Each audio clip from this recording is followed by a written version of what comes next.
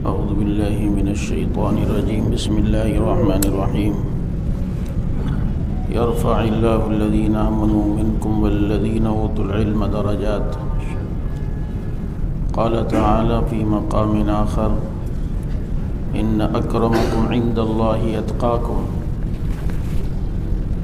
وقال تعالى وسيجنبها الأتقى صدق الله العظيم۔ چونکہ یہ جمادی الثانی کا مہینہ ہے، اس مناسبت سے آج کا درس سیدنا ابوبکر صدیق رضی اللہ تعالیٰ عنہ کی افضلیت کے متعلق ہے کہ اللہ رب العزت نے اہل سنت کا یہ عقیدہ ہے کہ صحابہ کرام میں سب سے افضل حضرت ابوبکر صدیق رضی اللہ تعالیٰ عنہ کو بنایا ہے۔ یعنی میں یہ بات کہا کرتا ہوں کہ ایک صحابی فجر کے بعد مسلمان ہوئے احد میں اور ظہر سے پہلے شہید ہوئے۔ اب صحابہ کی فضیلت کیوں ہے کہ انہوں نے نبی کو دیکھا ہے، یہ سب سے بڑی کرامت ہے ان کی۔ اب یہ جو فجر کے بعد مسلمان ہوئے ظہر سے پہلے شہید ہوئے، اب آپ دیکھیں کہ انہوں نے ایک نماز بھی نہیں پڑھی، ایک روزہ نہیں رکھا، ایک قرآن ختم نہیں کیا، لیکن آج ساری دنیا کے قاری، نمازی، حاجی مل کر اس صحابی کا مقابلہ نہیں کر سکتے۔ اب اس صحابی نے کتنی دیر نبی کو دیکھا ہوگا، ٹائم پیریڈ کتنا ہوگا ان کے دیکھنے کا؟ احد تو جنگ چل رہی تھی اور ویسے ہی احد میں افراتفری تھی، تو ٹائم پیریڈ ان کا جو دیکھنے کا ہوگا 1 منٹ، 2 منٹ، 5 منٹ، 10 منٹ، بس اتنا ہوگا۔ جس نے 10 منٹ نبی کو دیکھا اس کا اتنا اونچا مقام ہے، اور جس نے اول دن سے آخر دن تک دیکھا ہو پھر اس صدیق کا کیا مقام ہوگا۔ اور جس نے باقیوں نے جلوت میں دیکھا ہو اور اس نے تنہائی میں غار میں خلوت میں دیکھا ہو اس کا کیا مقام ہوگا۔ اور سب نے سامنے بٹھا کے دیکھا ہو اور اس نے اپنی جھولی میں لٹا کے دیکھا ہو تو مجھے بتائیں پھر اس کا کیا مقام ہوگا۔ جو ہر غزوے میں نبی کے ساتھ رہے، ٹائم پیریڈ نبی کو دیکھنے کا سب سے زیادہ ابوبکر صدیق رضی اللہ تعالیٰ عنہ کا ہے۔ اور ویسے بھی حضرات صحابہ کرام فرماتے ہیں کہ نبی علیہ السلام کا جمال تو تھا لیکن جلال بھی اتنا تھا کہ نبی جب مسجد میں آتے تھے، ترمذی شریف کی روایت ہے، تو ہم نبی کو دیکھ نہیں پاتے تھے آنکھ اٹھا کر، بس دیکھتے تھے اور نظر نیچے کر لیتے تھے، لیکن رسول اللہ صلی اللہ علیہ وسلم ابو بکر و عمر کو دیکھتے تھے اور یہ دونوں نبی کو دیکھتے تھے، یہ دونوں نبی کو دیکھ کے مسکراتے تھے اور نبی انہیں دیکھ کے مسکراتے تھے۔ اور میں کہا کرتا ہوں ماحول یوں بن جاتا تھا کہ آنکھوں آنکھوں میں اشارے ہو گئے، ہم تمہارے تم ہمارے ہو گئے۔ یہ سعادت اللہ تعالیٰ نے دی۔ تو ایک تو افضلیت کا معیار پیغمبر کو دیکھنے کا ہے، تو سب سے زیادہ ٹائم پیریڈ جس کو نبی کو دیکھنے کا ملا وہ ابوبکر صدیق رضی اللہ تعالی عنہ ہیں۔ اگر روحانی طور پر دیکھیں تو وہ آج بھی نبی کی زیارت کر رہے ہیں، آج بھی نبی کی زیارت کر رہے ہیں روزے میں، تو کتنا مقام ہوگا۔ اب یہ افضلیت اور یہ تفضیل کی بحث جو ہے یہ انبیاء علیہ السلام کے درمیان بھی جائز ہے، تو صحابہ کرام میں کیوں نہ ہو؟ ہم کہتے ہیں کہ تمام انبیاء میں سب سے افضل محمد الرسول اللہ صلی اللہ علیہ وسلم ہے۔ یہ ایک فرقہ آیا تھا حزب اللہ والا، پتہ نہیں آج کل کس غار میں گھسا ہوا ہے، شکر ہے۔ اس طرح کے بہت سے لوگ ہیں جنہوں نے کہا جی قرآن میں ہے کہ لا نفرق بین احد منہم من رسول، اسے یہ اب قرآن نے کہا ہے کہ لا نفرق بین احد، کہ ہم ان رسولوں میں کسی قسم کا فرق نہیں کرتے۔ یہ ایمان والوں کی نشانی بتائی، اور آپ کیوں کہتے ہو کہ نبی کا درجہ سب سے افضل ہے؟ اصل میں قرآن کو سمجھنے کے لیے بھی قرآن والوں کے پاس بیٹھنا ضروری ہے۔ صرف ترجمے سے قرآن اگر پڑھنے لگو نا تو پھر یہی مسائل ہوتے ہیں۔ یہاں ایمان والوں کے متعلق بتلایا کہ یہ رسولوں میں فرق نہیں کرتے، وہ ایمان لانے کا مسئلہ ہے کہ ایمان لانے میں فرق نہیں کرتے۔ جیسے یہودی حضرت موسیٰ علیہ السلام کو مانتے باقی نبیوں کو نہیں، عیسائی حضرت عیسیٰ کو مانتے باقی نبیوں کو نہیں، لیکن مسلمان یہ جس طرح رسول اللہ صلی اللہ علیہ وسلم پر ایمان لاتے ہیں کہ وہ اللہ کے نبی ہیں، ایسے ہی باقی نبیوں پر بھی ایمان لاتے ہیں۔ اس ایمان لانے میں وہ کسی نبی میں فرق نہیں کرتے۔ جہاں تک فضیلت کی بات ہے تو وہ تو رب نے خود کا تلک الرسل فضلنا بعضهم علی بعض، یہ رسول ہیں جن میں ہم نے بعض کو بعض پر فضیلت دی ہے۔ تو یہاں سیدنا ابو بکر صدیق رضی اللہ تعالیٰ عنہ کے متعلق جو ہم کہتے ہیں تو قرآن و سنت اس پر شاہد ہیں۔ خود نہج البلاغہ میں حضرت علی رضی اللہ تعالیٰ عنہ نے حضرت ابو بکر صدیق رضی اللہ تعالیٰ عنہ کے بارے میں فرمایا کہ کان افضلہم فی الاسلام، کہ اسلام میں وہ سب سے زیادہ افضل ہیں۔ یہ حضرت علی رضی اللہ تعالیٰ عنہ کا قول ہے۔ اب قرآن کریم کی یہ آیتیں چند میں آپ کے سامنے بیان کرتا ہوں۔ پہلی آیت تو یہ ہے، اللہ نے قرآن کریم میں سب سے زیادہ مکرم کسے کہا؟ فرمایا ان اکرمکم عند اللہ اتقاکم، اللہ کے نزدیک سب سے زیادہ مکرم وہ ہے کہ جو اتقاکم، بڑا متقی ہو۔ ایک ہے متقی، ایک ہے اتقاکم، تم میں سے جو بڑا متقی ہے، یعنی جس میں جتنا زیادہ تقوی ہوگا وہ اللہ کے نزدیک اتنا بڑا مقام رکھتا ہوگا، وہ اللہ کے نزدیک اتنا زیادہ افضل ہوگا، وہ اللہ کے نزدیک اتنا زیادہ مکرم ہوگا۔ اب ہم صحابہ کرام رضوان اللہ علیہم اجمعین میں دیکھتے ہیں کہ اتقا اللہ نے قرآن میں کس کو کہا؟ تو قرآن کہتا ہے صدیق اکبر رضی اللہ تعالیٰ عنہ کے بارے میں کہ جب انہوں نے چند غریب غلاموں کو آزاد کیا نا تو ان کے والد اس وقت تک مسلمان نہیں ہوئے تھے، تو ان کے والد نے ان سے کہا کہ اگر غلام آزاد کرنے تھے کوئی ہٹے کٹے تو کرتے، بعد میں کسی وقت کام تو آ سکتے تھے، تم نے یہ غریب کمزور سے غلام آزاد کیے ہیں۔ لیکن وہ نہیں جانتے تھے کہ صدیق اکبر سودا کس سے کر رہا ہے، وہ اللہ کے لیے کرتے ہیں۔ تو اللہ نے قرآن کریم کی یہ آیات صدیق اکبر رضی اللہ تعالیٰ عنہ کی شان میں ان کے والد کو جواب دینے کے لیے بھیجی، وَسَيُجَنَّبُهَا الْأَتْقَى، اس اتقا کو، اس بڑے متقی کو اللہ جہنم سے عنقریب بچائے گا۔ الَّذِي يُؤْتِي مَالَهُ يَتَزَكَّى، اپنا مال پاک ہونے کے لیے دیتا ہے، کسی کو دکھلاوے کے لیے نہیں دیتا۔ یہ کیوں دیتا ہے مال کہ إِلَّا ابْتِغَاءَ وَجْهِ رَبِّهِ الْأَعْلَى، وہ تو اپنے رب کی رضا کے لیے دیتا ہے، اور وَلَسَوْفَ يَرْضَىٰ، قریب اس کا رب اس سے راضی بھی ہو جائے گا۔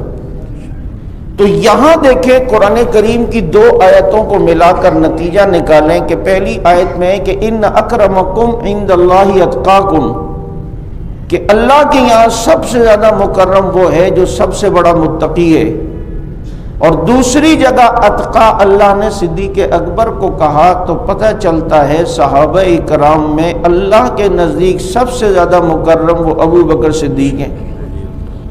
باقی صحابہ کو اللہ تعالیٰ نے متقون کہا ہے، اولئک هم المتقون، سب متقی ہیں، لیکن صدیق اکبر رضی اللہ عنہ کے بارے میں فرمایا وَسَيُجَنَّبُهَا الْأَتْقَى، صدیق اتقا ہے، بہت بڑا متقی ہے، سب سے بڑا متقی ہے۔ تو یہ پہلی دلیل ہے افضلیت صدیق اکبر کے لیے کہ جو ہم کہتے ہیں نا کہ ابو بکر صدیق رضی اللہ تعالیٰ عنہ سب سے افضل امت میں، یہ پہلی دلیل۔ قرآن کریم نے افضلیت کا ایک معیار یہ بھی بتایا کہ یرفع اللہ الذین آمنوا منکم والذین اوتوا العلم درجات، اللہ تعالیٰ ان لوگوں کے درجات بلند کرتے ہیں جو تم میں سے ایمان لائے اور ان لوگوں کی جو شان علم سے سرفراز ہوئے۔ پہلی دلیل یہاں بتائی کہ درجات، ان کے درجے اللہ بلند کرتا ہے جو ایمان لائے۔ اب اللہ نے درجے تو سارے صحابہ کے بلند کیے، لیکن ایک ایمان لانے والا ایسا ہے جو سب سے پہلے بھی ایمان لایا، اور اس کے ایمان لانے کا انداز بھی یہ ہے کہ خود نبی نے فرمایا کہ تم نے میری تکذیب کی اور ابو بکر نے میری تصدیق کی ہے۔ تم نے معجزے مانگے ہیں اور ابو بکر بغیر معجزے کے ایمان لایا ہے۔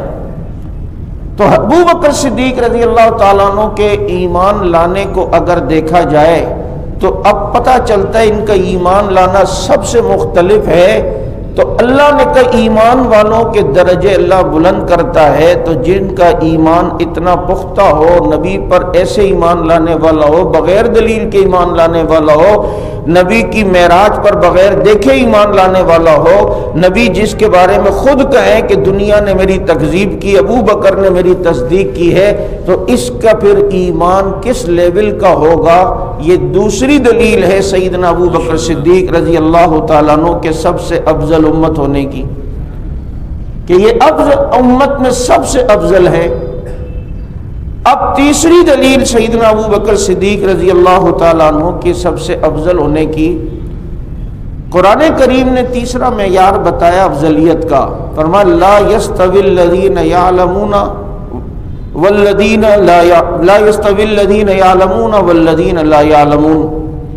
یہ سورہ زمر میں اللہ رب العزت نے بتایا کہ علم والے اور بغیر علم والے برابر نہیں ہو سکتے، یعنی جس کے پاس جتنا علم ہوگا وہ اتنا بڑا اللہ رب العزت کے یہاں مقام پائے گا، کیونکہ علم والے اور بغیر علم والے دونوں برابر نہیں ہو سکتے۔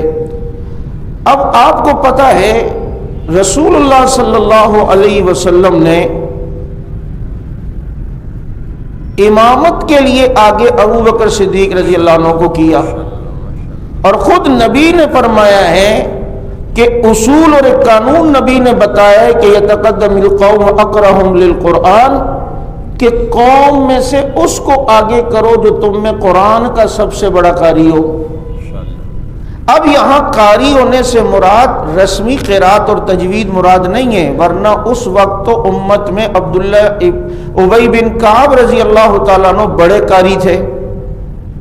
یہاں جو اقرأہم للقرآن کہا وہ قرآن کا سب سے زیادہ جاننے والا، بات سمجھ آ رہی ہے؟ جو قرآن کریم کے متعلق سب سے زیادہ جانتا ہو، اور نبی نے اصول بتایا کہ اسے امامت کے لیے آگے کھڑا کرو۔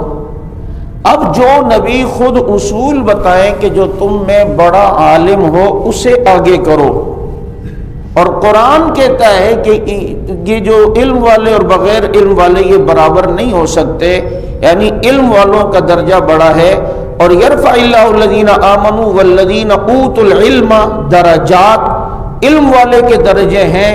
تو اب نبی نے بتایا جو سب سے بڑا عالم ہے اسے آگے کھڑا کرو، تو اصول نبی نے بتایا، تو اپنا اصول تو نبی توڑیں گے نہیں، اس لیے اپنے بتائے ہوئے اصول کے مطابق اللہ کے نبی نے تمام صحابہ کی موجودگی میں ابو بکر صدیق کو آگے کھڑا کر کے بتایا ہے کہ یہ امت میں سب سے بڑا عالم ہے، یہ امت میں بولے سب سے بڑا عالم ہے، کہ جسے پیغمبر صلی اللہ علیہ وسلم خود جو ہیں وہ آگے کھڑا کر رہے ہیں۔ اب بتائیں یہ جو اصول بتایا کس نے بتایا؟ بولیں، یہ ہے ابو بکر صدیق کی افضلیت۔ چوتھا معیار بتایا افضلیت کا قرآن کریم نے، اللہ رب العزت نے بتایا کہ لا یستوی منکم من انفق من قبل الفتح وقاتل اولئک اعظم درجہ، اعظم سب سے بڑا درجہ ہے ان کا، کہ جو فتح مکہ سے پہلے خرچ کر چکے ہیں دین پر۔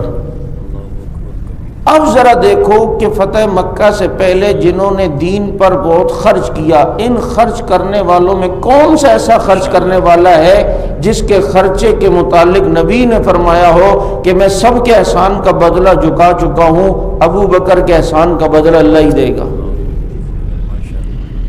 جو اتنا خرچ کرنے والا کہ 40,000 درہم تھے جب نبی پر ایمان لائے، سب قربان کیے، 6 ریشم کی دکانیں تھی سب لٹا دی، ہجرت کے وقت 5,000 درہم ٹوٹل گھر پہ رکھے ہوئے تھے، 2 بیٹیاں تھیں ان کے گھر میں، ایک بوڑھا باپ تھا، 1 درہم گھر پہ نہیں چھوڑا، سارا کا سارا اٹھا کر رسول اللہ صلی اللہ علیہ وسلم کے ساتھ حضور پہ خرچ کرنے کے لیے ہجرت میں ساتھ لے گئے۔ اور کیسا خرچ کرنے والا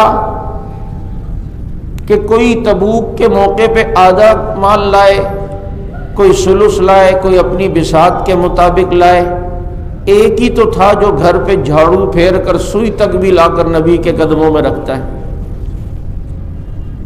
پروانے کو چراغ بلبل کو پھول بس، صدیق کے لیے ہے خدا کا رسول بس۔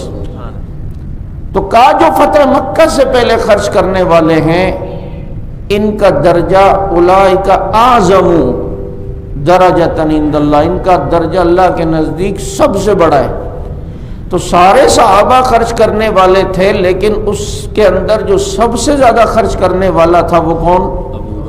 بولیں، سیدنا ابو بکر صدیق رضی اللہ تعالی عنہ۔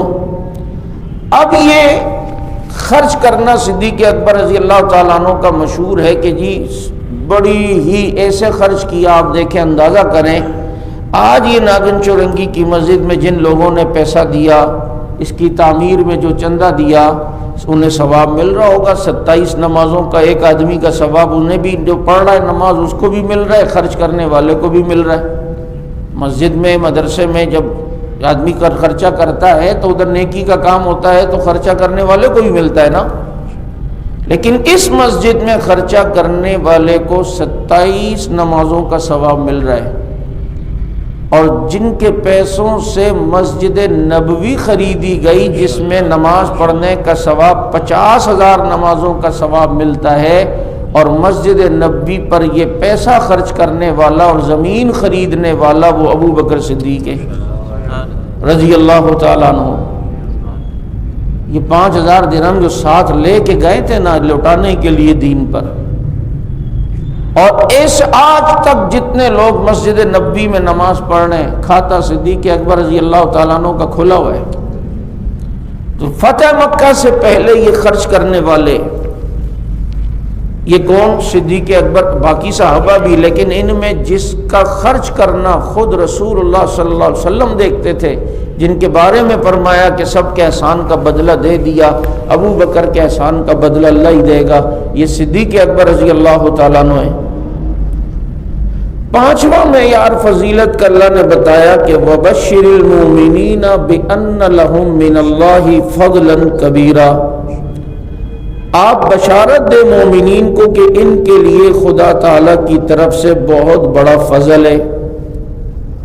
اب دیکھیں ہمارے نبی نبیوں میں سب سے افضل ہے نا، تو نبی کے بارے میں رب نے کیا فرمایا؟ وَعَلَّمَكَ مَا لَمْ تَكُنْ تَعْلَمُ، اے نبی جو آپ نہیں جانتے تھے اللہ نے آپ کو وہ بھی سکھایا۔ وَكَانَ فَضْلُ اللَّهِ عَلَيْكَ عَظِيمًا، یہ اللہ کا عظیم فضل ہے آپ پر۔ پتہ چلتا ہے کہ جو صاحب فضل ہو، جس پر اللہ کا فضل ہو، یہ اللہ کے نزدیک بڑا درجہ رکھتا ہے۔ اب ہم دیکھتے ہیں کہ یہ جو صاحب فضل ہو، جس پر اللہ کا فضل ہو، اللہ کے یہاں وہ بڑا درجہ رکھتا ہے۔ فضل تو سارے صحابہ پر تھا، لیکن ان میں سے کون سا ایسا ہے کہ جس کو اللہ نے اہل فضل کہا؟ تو قرآن کریم نے صدیق اکبر کے بارے میں فرمایا وَلَا يَأْتَلِ أُولُو الْفَضْلِ مِنْكُمْ وَالسَّعَةِ أَن يُؤْتُوا أُولِي الْقُرْبَى۔ حضرت صدیق اکبر رضی اللہ تعالیٰ عنہ حضرت مصطح پر خرچہ کرتے تھے، ان کے رشتہ دار بھی تھے اور وہ غریب بھی تھے۔ حضرت عائشہ رضی اللہ تعالیٰ عنہ پر جب تہمت لگی تو کوئی ایک جملہ جو صدیق اکبر رضی اللہ عنہ کو ناگوار گزرا وہ حضرت مصطح نے بھی کہہ دیا، تو صدیق اکبر رضی اللہ عنہ نے کہا کہ آئندہ جو ہے میں اس پہ خرچ نہیں کروں گا، یہ ایسی باتیں اس نے کی ہیں، میں آئندہ اس پہ خرچ نہیں کروں گا۔ اب یہ بات انہوں نے جب کی تو ایک تو حضرت مصطح کی طرفداری اللہ کر رہے ہیں، اور دوسرا صدیق اکبر رضی اللہ تعالیٰ عنہ کو کتنے پیار سے سمجھا رہے ہیں۔ انداز دیکھو رب کا، یار احترام کتنا ہے صدیق اکبر رضی اللہ عنہ کا اللہ کے یہاں بھی۔ ایک تو یہ نا آپ اگر کہیں میں ادھر بھائی تو کہہ دیا اس کو نہیں دوں گا، تو ایک انداز یہ بھائی کیوں نہیں دے گا؟ نہیں دینا تیری مرضی، یہ کوئی بات ہے؟ تو نہیں دے گا کوئی اور کر لے گا، یہ انداز جو ہے نا اگلے کو نیچا کرنے کے انداز میں، اس کی ایک انسلٹ کرنے کے انداز میں۔ لیکن ایک انداز یہ ہے کہ آدمی کسی کو یار آپ صاحب فضل، اور اللہ نے آپ کو مال دیا ہے، آپ کیوں ایسا کر رہے ہیں؟ یہ بڑا پیارا انداز ہے، اور اگلے کی ایک شان بھی اور اس کو ایک رسپیکٹ بھی دی جا رہی ہے۔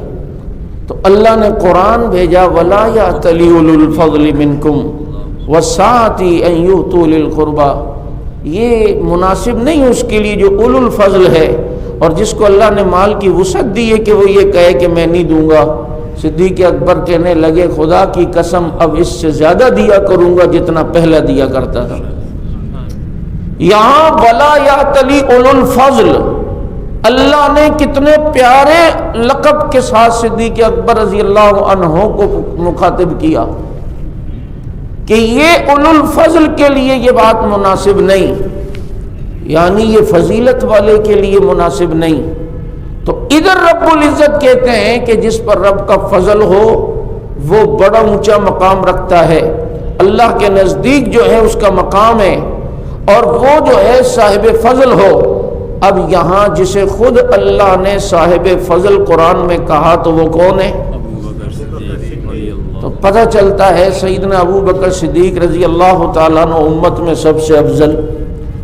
تو یہ 5 معیار فی الحال آپ ذہن میں رکھیں جو قرآن کریم نے بتائے ہیں افضلیت کے۔ یہ اہل سنت یہ ہوا میں تیر نہیں چلاتے، ان کے پاس قرآن و سنت کے دلائل ہوتے ہیں۔ مولانا ہاشم ٹھٹوی رحمۃ اللہ علیہ بہت بڑے عالم گزرے، جن کی کتاب بھی ہے درود شریف پر ذریعۃ الوصول، اس کا ترجمہ کیا ہے مولانا یوسف لدھیانوی شہید رحمۃ اللہ علیہ نے۔ بہت بڑے عالم کسی زمانے میں گزرے، ٹھٹا کے رہنے والے۔ تو مولانا ہاشم ٹھٹوی رحمۃ اللہ علیہ نے افضلیت صدیق اکبر کتاب لکھی جس میں انہوں نے دلائل دیے، اور 160 روایتوں سے تقریباً زیادہ روایتیں ابو بکر صدیق کی فضیلت پر لائے ہیں مختلف کتابوں سے۔ اور مزے کی بات یہ ہے کہ وہ جو روایتیں لائے ہیں ان ساری روایتوں کے راوی کا نام حضرت علی ہے، کہ حضرت علی یہ فرما رہے ہیں کہ ابو بکر سب سے، حضرت علی یہ فرما رہے ہیں کہ ابو بکر کا کوئی مقابلہ نہیں کر سکتا۔ حضرت 160 کے قریب روایتیں لائے ہیں، اور ہر روایت کا راوی حضرت علی ہے رضی اللہ تعالی عنہ۔ ایسی عجیب کتاب لکھی، اور رسول اللہ صلی اللہ تعالی علیہ وسلم نے اپنی زندگی میں امامت کا مسلح دیا۔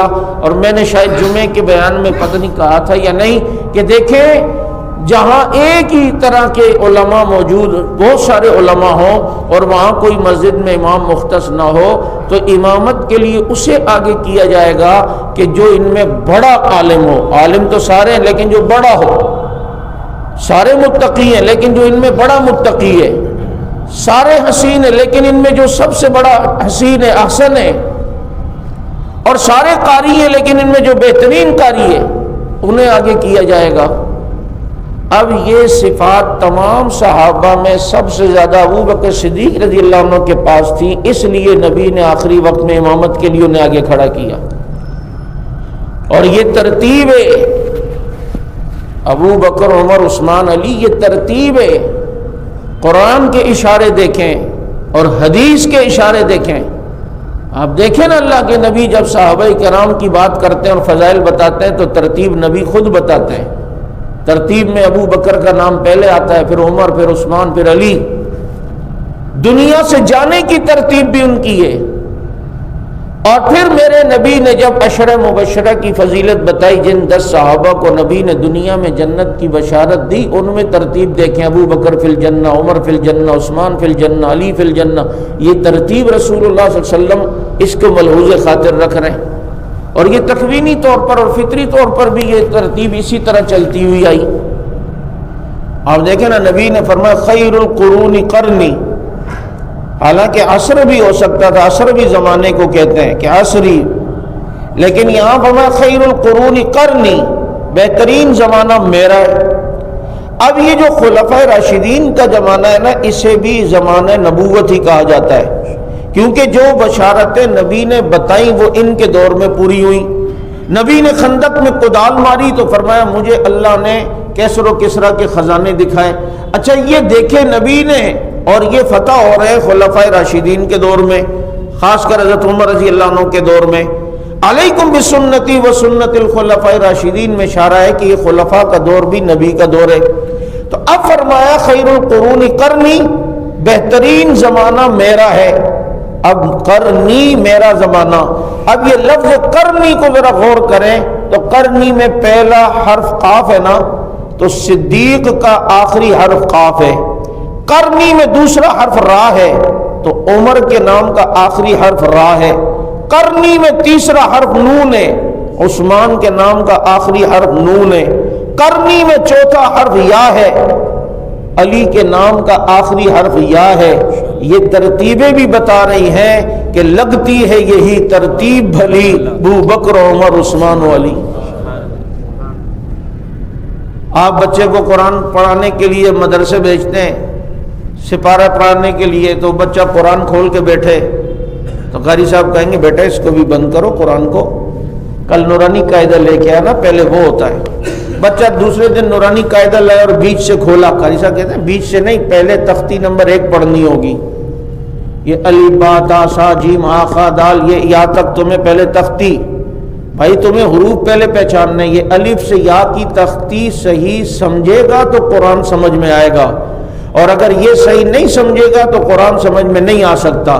جیسے اس قرآن کو سمجھنے کے لیے الف سے یا کی تختی ضروری ہے، صاحب قرآن محمد الرسول اللہ صلی اللہ علیہ وسلم کو سمجھنے کے لیے بھی ابو بکر کے الف سے علی کی یا تک کی خلافت راشدہ کی تختی کا سمجھنا ضروری ہے۔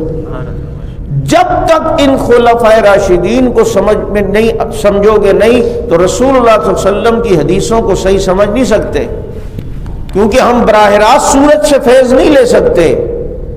ہم براہ راست اگر کہیں جی ہم صحابہ کو بائی پاس کر کے ڈائریکٹ حدیث کی طرف جائیں گے تو بھائی سمجھنے والے وہ تھے، کون تھے؟ کون تھے؟ سورج سے فیض ڈائریکٹ وہ لے سکتے تھے، اسی لیے اللہ نے ان کو پیدا کیا ہے۔ تو دیکھو ڈائریکٹ جانے میں یہ ہوتا ہے کہ اب بیچ سے صحابہ کو اگر بائی پاس کرو تو بھائی سنت کی عام فہم تعریف میں یہ بات شامل ہے کہ نبی نے ایک جو کام کیا اس کام کو صحابہ نے بھی کیا تو امت کے لیے سنت ہے۔ اگر نبی نے ایک کام کیا اور وہ کام صحابہ نے نہیں کیا، یہ نبی کی خصوصیت ہوگی، امت کے لیے سنت نہیں ہوتا۔ تو صحابہ بیچ میں ضروری ہیں۔ میں مثال دیا کرتا ہوں، نبی علیہ الصلوۃ والسلام کا سونے سے وضو نہیں ٹوٹتا، نبی فرماتے ہیں میری آنکھیں سوتی ہیں دل جاگتا ہے، لیکن صحابہ سو کے اٹھتے تھے تو وضو کرتے تھے یا نہیں؟ حالانکہ آپ تو ڈائریکٹ حدیث کی طرف جا رہے ہو نا، بیچ میں صحابہ کو بائی پاس کر کے۔ نبی کی حدیث کو سمجھنے کے لیے صحابہ کرام کے عمل کو دیکھنا ہوگا کہ وہ کس طرح سمجھ کے عمل کرتے ہیں۔ اللہ کے نبی صلی اللہ علیہ وسلم نے قبر پہ ٹہنی لگائی، صحابہ نے اسے روایت کیا لیکن خود نہیں لگائی، جانتے تھے کہ یہ خصوصیت ہے نبی کی۔ کس کی؟ 11 نکاح کرنا یہ حدیث میں نبی کے ایک وقت میں، لیکن امتی ایک وقت میں 11 نکاح کر سکتا ہے؟ بولو زیادہ سے زیادہ کتنا کر سکتا ہے؟ 4، اور وہ بھی سارے امتی نہیں کر سکتے، صرف پٹھان میں اتنے ٹپڑ ہے، باقی میں نہیں ہے۔ تو اب یہ 4 نکاح ایک وقت میں صحابہ کرام سے ثابت ہیں، تو زیادہ سے زیادہ ایک وقت میں 4 بیویاں رکھ سکتے ہیں۔ اب اگر جو صحابہ کو بائی پاس کریں نہیں جی ہم ڈائریکٹ وہ حدیث لیں گے، تو نبی کی تو ایک وقت میں 11 نکاح ہیں، تو آپ بھی کر سکتے ہیں۔ تو معیار صحابہ کرام رضوان اللہ المجمعین کو بنایا کہ نبی کی حدیث پر عمل کرنا ہو تو ان کو دیکھتے ہوئے، ان کی زندگیوں کو دیکھتے ہوئے۔ تو بہرحال ان خلفائے راشدین میں اللہ رب العزت نے جو مقام اور جو مرتبہ سیدنا ابو بکر صدیق رضی اللہ تعالیٰ عنہ کو دیا ہے، وہ باقی حضرات صحابہ کرام رضوان اللہ المجمعین کے مقابلے میں سیدنا ابو بکر صدیق رضی اللہ تعالیٰ عنہ سب سے افضل امت ہیں، امت میں سب سے افضل ہیں، اور رسول اللہ صلی اللہ علیہ وسلم کا سب سے زیادہ قرب انہیں حاصل ہے۔ صحابہ باقی بھی ہیں، سارے کے سارے صحابہ جنتی ہیں، سارے کے صحابہ متقی ہیں، لیکن ان متقیوں میں جو اتقی ہے وہ ابو بکر ہے. سارے حسین ہیں لیکن ان میں جو احسن ہے وہ ابو بکر ہے. سارے عالم ہیں لیکن ان میں جو عالم ہے وہ ابو بکر صدیق ہے. سارے بہادر ہیں لیکن ان میں جو اشجاع ہے وہ ابو بکر صدیق رضی اللہ تعالی عنہ ہیں. اور یہ فضیلت اہل سنت کے یہاں تواتر کے ساتھ جو ہے وہ چلتی آ رہی ہے. ایک بات یہ یاد رکھیں، یہ خلفائے راشدین کی جو خلافت کی ترتیب ہے یہی ان کی افضلیت کی بھی ترتیب ہے. کوئی یہ نہ سوچے کہ جناب یہ تو خلافت کی ترتیب ہے. صرف خلافت کی ترتیب نہیں ہے بلکہ فضیلت کی ترتیب بھی یہی ہے. جیسے خلافت میں سب سے پہلے ابو بکر، پھر عمر، پھر عثمان، پھر علی، اسی طرح فضیلت کے اعتبار سے بھی یہی ہے کہ سب سے پہلے ابو بکر، پھر عمر، پھر عثمان اور پھر علی. جیسے یہ خلافت کی ترتیب ہے ایسے ہی یہ فضیلت کی بھی ترتیب ہے. یہ بات ذہن میں رہے گی. اس لیے بھائی ضرورت ہے کہ ہم لوگوں کو صحابہ کرام کا تعارف کروائیں، اور قرآن سے صحابہ کو پرکھنے کا آلہ قرآن ہے، تاریخ نہیں ہے. آج 14ویں صدی میں بیٹھ کر ایسے کچھ لوگ ہیں نامراد جو صحابہ کرام کی زندگیوں پہ تنقید کر کے اور ان کے معاملات کو، وہ جی ایسا نہیں کرنا چاہیے تھا، ان کو یوں نہیں کرنا چاہیے تھا، اور تو اس زمانے میں تھا. ان کو جیسا کرنا چاہیے تھا انہوں نے ویسا کیا کہ ان پر رب کی رضا کا پہرا ہے. یبتغون فضلا من اللہ ورضوانا، جو اللہ کی رضا کے لیے سارا کام کرتے ہیں. یہ قرآن نے ان کو سرٹیفکیٹ دیا ہے، کسی بندے نے نہیں دیا ہے. یہ مرزا انجینئر جیسا بدبخت، شکل دیکھو اور یہاں بیٹھ کر باتیں ہو رہی ہیں صحابہ کرام پر. وہ جی یوں نہیں تو یوں ہونا چاہیے تھا، اور یوں نہیں تو یوں ہونا چاہیے تھا. بھئی تو کون ہوتا ہے جو ان کی تقدیر کے معاملے میں کرنے والا یوں ہونا چاہیے تھا، یوں نہیں ہونا چاہیے تھا؟ اللہ نے ان کو نبی کے دور میں پیدا کیا، ان کی سب سے بڑی فضیلت ہی ہے. بلکہ میں ایک واقعہ عموماً سناتا ہوں نا کہ ہم میں سے بھی بہت ساروں کا دل چاہتا ہے ہم بھی نبی کے دور میں ہوتے، لیکن اللہ نے جن کو اس دور کے لیے چننا تھا انہی کو چن کے نبی کو دیا ہے. آج ہم حی علی الصلاۃ پر دکان بند نہیں کرتے. وہ تو خدا کی قسم اذان کی آواز سن کے مسجدوں کی طرف ایسے بھاگتے تھے کہ قرآن نے گواہی دی کہ رجال اللہ تلہیہم تجارت ولا بیع عن ذکر اللہ. یہ ایسے مرد ہیں کہ جن کو تجارت اللہ کے ذکر سے غافل نہیں کرتی. آج ہم اپنا سیزن نہیں چھوڑ سکتے.